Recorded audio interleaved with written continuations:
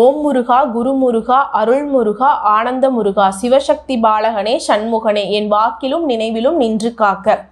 அன்பு சொந்தமான கும்பராசி நேயர்களே, எல்லாரும் எப்படி இருக்கீங்க? நலமா இருக்கீங்க அப்படிங்கிறத நம்புறேன். ஏதோ இருக்கேமா, கொட்டினதை அள்ள முடியாத வாழ்க்கை, எங்க கிட்ட எல்லாரும் கொட்டுறாங்க. என்ன தெரியுமா? தேவையில்லாத வார்த்தைகளை, தேவையில்லாத கஷ்டத்தை, அசிங்கத்தை, அவமானத்தை மட்டும் பயங்கரமாக கொட்டி தீக்குறாங்க. நாங்கள் எங்கே போய் கொட்டி தீக்கிறது?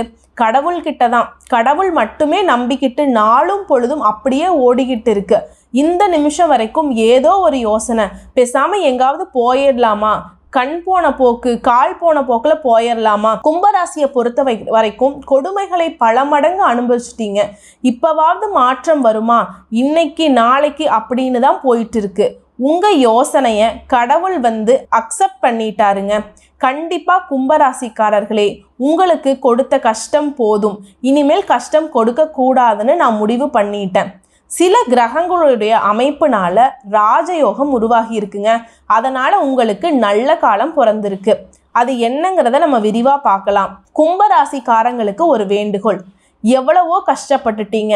அந்த கஷ்டத்துலையும் இப்போ வரைக்கும் ஏதோ ஒரு பிடிமானத்தை கெட்டியாக பிடிச்சிக்கிட்டு இருக்கீங்க. அதனுடன் சேர்த்து கடவுள் மீது இருக்கக்கூடிய நம்பிக்கை அதிகமாக வைங்க. கண்டிப்பாக நல்லது நடக்கும். நல்லது மட்டுமே நடக்கும். உங்களை பொறுத்த வரைக்கும் நவ கிரகங்களுடைய அமைப்பை பொறுத்து திருக்கணித பஞ்சாங்கத்தை வச்சு பார்க்குறப்ப சூரிய பகவான் துலாம் ராசியிலிருந்து விருச்சக ராசிக்கு மாறுறாங்க. அதை பொறுத்து அதே இடத்துல புதன் பகவான் இருக்காரு. விருச்சக ராசியை பொறுத்த வரைக்கும் புதன் பகவானும் சூரிய பகவானும் கூட்டணியில இருக்காங்க. இதனால புதாதிய ராஜயோகம் உருவாகி இருக்குங்க. இரண்டாவதா சனீஸ்வர பகவான் தன்னுடைய சொந்த ராசியான கும்ப ராசியில வக்ரகதியிலிருந்து வக்ர நிவர்த்தி ஆகிட்டாருங்க. இதனால சஷயோகம் உருவாகியிருக்கு. இந்த 2 ராஜயோகங்களால உங்களுக்கு நல்லது நடக்க போகுதுங்க. குறிப்பா இப்போ எந்தெந்த கிரகங்கள் எங்கெங்க இருக்காங்களோ அதை பொறுத்து உங்களுக்கு பலன்கள் அதிகமா நல்லதா இருக்கு. அது எப்படின்னா, சூரிய பகவானை பொறுத்த வரைக்கும் விருச்சக ராசியில, புதன் பகவானை பொறுத்த வரைக்கும் விருச்சக ராசியில இருக்காருங்க. செவ்வாய் பகவானை பொறுத்த வரைக்கும் கடக ராசியில இருக்காரு. ரிஷப ராசியில குரு பகவானும், தனுசு ராசியில சுக்கிர பகவானும், சனி பகவான் கும்ப ராசியிலும், ராகு பகவான் மீன ராசியிலும், கேது பகவான் கன்னி ராசியிலும் இருக்காங்க. இதனால பல அமோகமான பலன்களை கும்பராசிக்காரங்க அனுபவிக்க போறீங்க. சாணக்கியத்தனத்தால சாதனை புரியும் சனி பகவானை ராசி அதிபதியாக கொண்ட கும்பராசி அன்பர்களே, சனீஸ்வர பகவான் ராசி அதிபதி. நீதி, நேர்மை, நியாயம், இதனாலே நிறைய கஷ்டம். உண்மைதானே? தப்பு பண்றவன், உண்மைக்கு புறமா நடக்கிறவன், நீதி நேர்மைனா என்னடா, அது எந்த கடையிலடா விற்கிறாங்க அப்படின்னு கேட்கக்கூடிய அளவுக்கு இருக்கவங்க எல்லாம் சூப்பரா வாழ்றாங்க. கும்பத்துக்கு ஆனால் கொடுமையான வாழ்க்கை. உண்மைதானே? ஆனால் அதெல்லாம் நிலைக்காதுங்க. உங்களுடைய வாழ்க்கை முறை அப்படிங்கிறது படிப்படியான முன்னேற்றம். அது எப்போவுமே கீழே இறங்காது. யாரெல்லாம் சர்ன்னு ஏறுறாங்களோ அந்த அளவுக்கு சர்ன்னு கீழே இறங்கிடுவாங்க. புரியுதுங்களா? வருத்தப்பட வேண்டாம். வாழ்க்கை மாற்றம் பிறந்திருக்குதுங்க. நல்ல ஒரு திருப்பு முனை காத்துட்டு இருக்கு. உங்க ராசியில சூரிய பகவான் 10ஆம் இடத்துல அமர்ந்திருக்காரு. இதனால வியாபாரத்தை எப்படிதான் நடத்த போறோம் அப்படின்னு கவலை இருந்த மன கஷ்டம் விலக போகுதுங்க. தொழில நீங்க எதிர்பார்த்ததை விட அதிகமான முன்னேற்றம் கிடைக்க போகுது.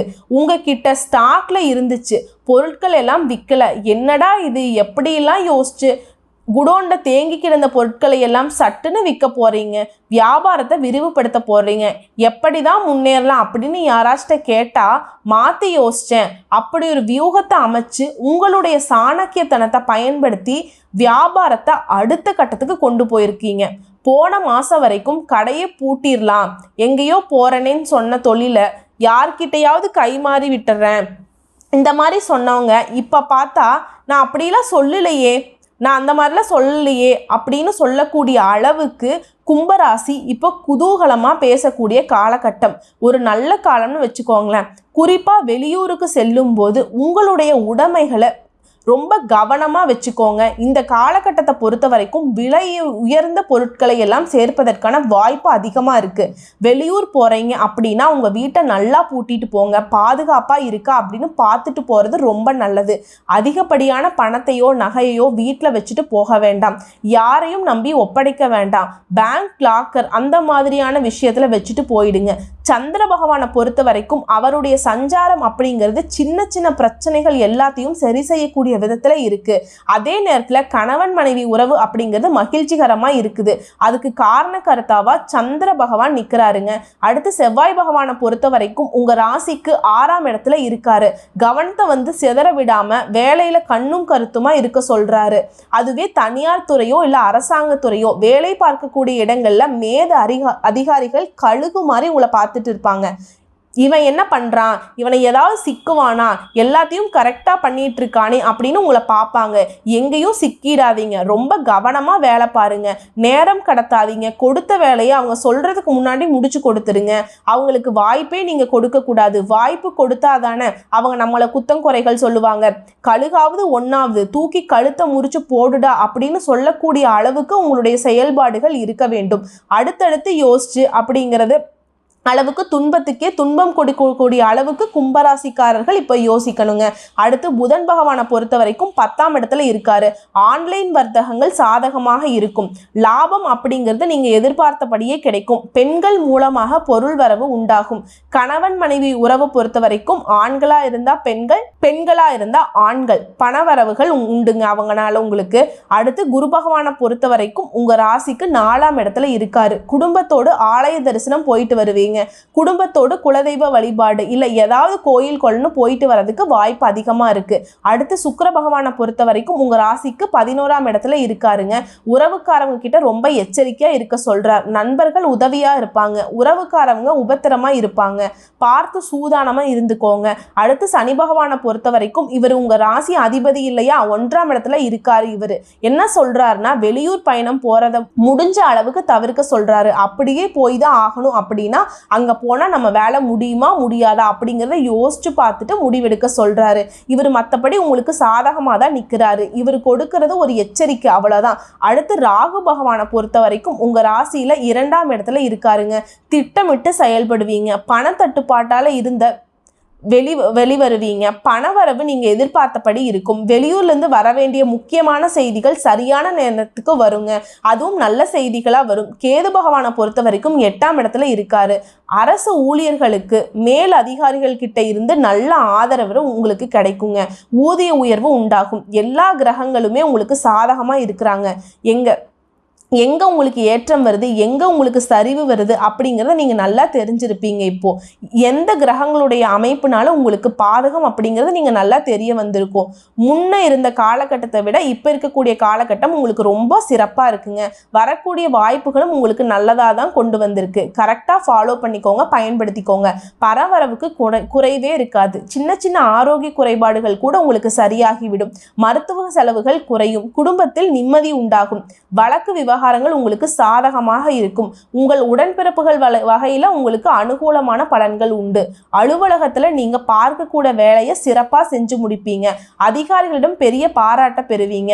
ஊதிய உயர்வு கிடைக்கும். சக ஊழியர்கள் உங்ககிட்ட மதிப்பு மரியாதையுடன் நடந்துக்குவாங்க. வியாபாரம் செய்யக்கூடிய அன்பர்களுக்கு வியாபாரம் விற்பனை லாபம் அப்படிங்கிறது ரொம்ப அதிகமா இருக்குங்க. நீங்க எதிர்பார்த்ததை விட லாபம் பல மடங்காக உயரும். கடன் கொடுக்கிறதோ கடன் வாங்குறதோ இந்த 2 விஷயத்தையும் இந்த காலகட்டத்துல தவிர்த்துக்கணுங்க. குடும்பத்தை ஆளக்கூடிய பெண்மணிகளை பொறுத்த வரைக்கும் மனசுக்கு நிறைவை தரக்கூடிய காலகட்டமா இருக்கு. பொன்பொருள் சேர்க்கைக்கு வாய்ப்பு இருக்குங்க. வேலைக்கு செல்லக்கூடிய பெண்களுக்கு நீங்கள் வேலை செய்யக்கூடிய இடத்துல நீங்க எதிர்பார்த்த சலுகைகள் கையில கிடைக்குங்க. நீங்க எதிர்பார்த்த பதவி உயர்வு கிடைக்கும். அதற்கு உங்க அதிகாரிகள் உங்களை பரிந்துரை செய்வாங்க. ஆக மொத்தத்துல ரொம்ப அமோகமான காலகட்டங்க. குறிப்பா நிதி நிலையை பார்த்துருவோம். பணவரவு கிடைக்கும்னு சொல்லியிருக்கேன். ஆனா யார் யாருக்கு எப்படின்னு சொல்லலையா, கூலி வேலை செய்யறவங்க இருந்து எந்த தொழில் செய்தாலும் சரி, கும்பராசியை பொறுத்த வரைக்கும் நிதி நிலைமை அப்படிங்கிறது ரொம்ப சீரா இருக்கு. ஆல்ரெடி பண கஷ்டம் இருந்தாலும் பண கஷ்டம் மாறுங்க. கடன் வாங்கி இருந்தா கடனை அடைப்பீங்க. கடன் கொடுத்திருந்தா உங்களுடைய பணம் உங்க கைக்கு வந்து சேரும். நிதி நிலையை பொறுத்த வரைக்கும் 100க்கு 100% சாதகமா இருக்குங்க. குறிப்பா நீங்க எந்த வேலை செஞ்சாலும் சரி வெற்றி உண்டு. பொறுமையா செயல்படுவீங்க. விவேகத்தோட செயல்படுவீங்க. குடும்ப பொறுப்புகளை நிறைவேற்றி கொடுப்பீங்க. வியாபார வியாபாரத்தை பொறுத்த வரைக்கும் கடினமான போட்டிகள் கூட சர்வசாதாரணமாக கடந்துருவீங்க. பந்தயம், லாட்ரி இந்த மாதிரியான விஷயங்கள் கூட லாபம் கொடுக்குற விதத்தில் அமைஞ்சிருக்குங்க. பண பரிவர்த்தனை இந்த மாதிரி விஷயத்தில் மட்டும் கொஞ்சம் கவனமாக இருங்க. அதே மாதிரி காதல் விவகாரங்களையும் ஏதாச்சும் முடிவு எடுக்கணும் அப்படின்னா பார்த்து முடிவெடுங்க. உங்களை பொறுத்த வரைக்கும் அதிர்ஷ்டம் தரக்கூடிய நிறம் அப்படின்னு பார்த்துட்டோம்னா ஊதா நிறம். அதிகமாக ஊதா நிறத்தை பயன்படுத்திக்குங்க. அதிர்ஷ்டம் உண்டாகுங்க, அதிர்ஷ்டம் நிலைக்கும். அதிர்ஷ்டம் தரக்கூடிய எண்கள் அப்படின்னு பார்த்துட்டோம்னா 5 மற்றும் 7. அனுதினமும் நீங்கள் வழிபாடு செய்யக்கூடிய தெய்வம் ஸ்ரீ கிருஷ்ண பரமாத்மா வழிபாடு செய்ய தினமும் காலையில் வீட்டில் வந்து பூஜை அறையில் தீபம் ஏற்றி 27 முறை ஸ்ரீ கிருஷ்ண பரமாத்மாவே போற்றி போற்றி அப்படின்னு அவருடைய நாமத்தை சொல்வதனால நீங்கள் நினைத்த காரியம் நடக்கும், சந்தோஷம் நிலைக்கும். குடும்பத்தில் சுபிட்சமான மங்களகரமான செய்திகள் உண்டு. நல்லதே நடக்கும், நல்லது மட்டுமே நடக்கும். ஆக மொத்தத்தில் இந்த காலகட்டம் கும்பராசிக்கு குதூகலமான காலகட்டமாக இருக்குதுன்னே சொல்லலாம். வாழ்க வளமுடன், வாழ்க நலமோடு. நன்றி, வணக்கம்.